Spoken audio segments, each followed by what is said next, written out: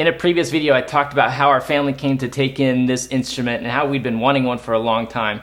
One of the first things that we did with it was have it professionally tuned and serviced, and found out it was in pretty good shape, so we got it all tuned up and it was sounding great. But then just a couple months later, I noticed that certain notes sounded not as good anymore. And I got a little bit discouraged, thinking I can't afford to pay for professional tuning every couple of months. And so what I decided to do was learn to touch up the tuning on different notes myself. And I found that it's actually a reasonable thing to do.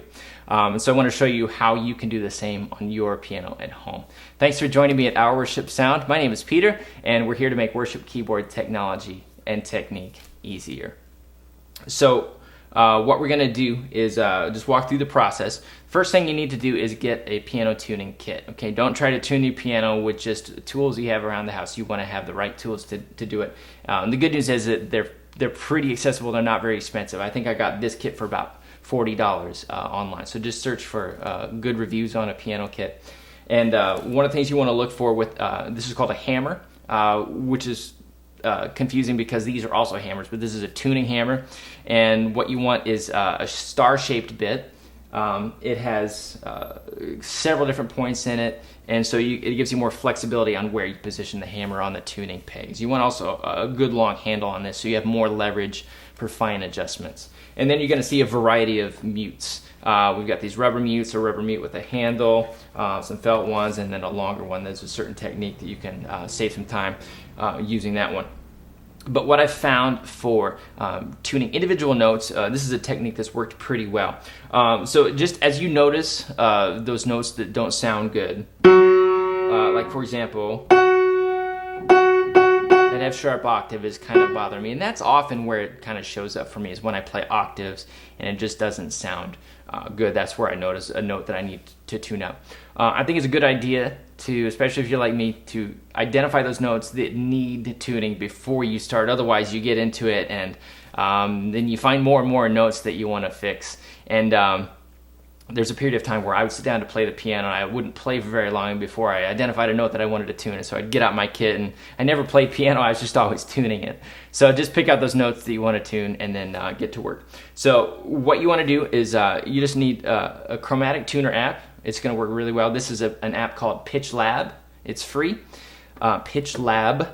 And we're going to use a couple of mutes, a pair of mutes, and first of all, identify the note that you want to change. So between these F sharps, this one is pretty close. This one is just a little bit high. So we're going to tune that one down. So once you strike the note, follow the hammer up to see which strings you need to adjust. I'm going to put in a mute on the left string and a mute on the right string. Most notes on the piano have 3 strings. Some have 2, some have just 1. But we need to get all 3 strings in tune. So here's the process. So first of all, mute the left and right strings, so you're only listening to the middle string. And we can tell that that note is sharp. So I'm going to try to put this tuner up here so we can see it. Okay, so now I'm going to put my tuning hammer on the middle peg so I can tune the middle note.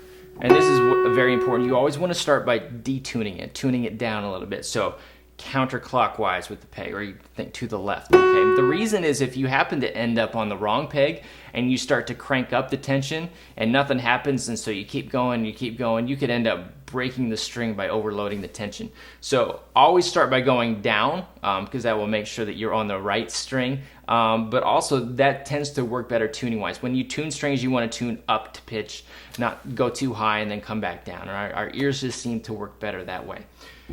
This first string, however, we're just going to use the tuner so we can get there anyway. So we are a little bit high, so I'm going to start by detuning it, make sure I'm on the right string. Yep, I'm on the right string, so now I'm going to tune it up to F sharp.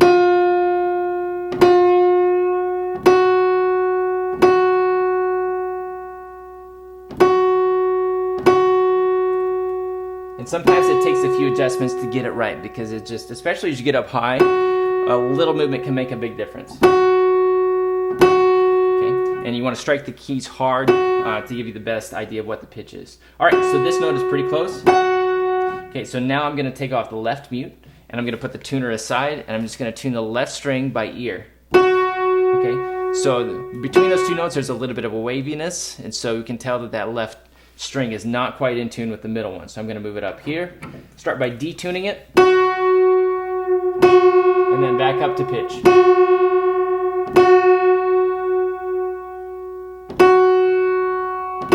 You want to get to the point where it sounds like one string instead of two. And once you've got that, you've got it in tune. Then I'm going to take out the right mute, move it down to the bottom peg for this one. There's still a little bit of, you can tell it's multiple strings, so we're going to work on that a little bit. Start by detuning it, and then back up.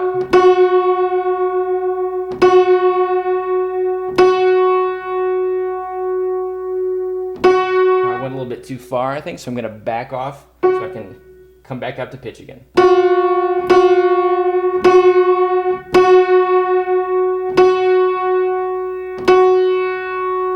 There it sounds like a full sound but one string.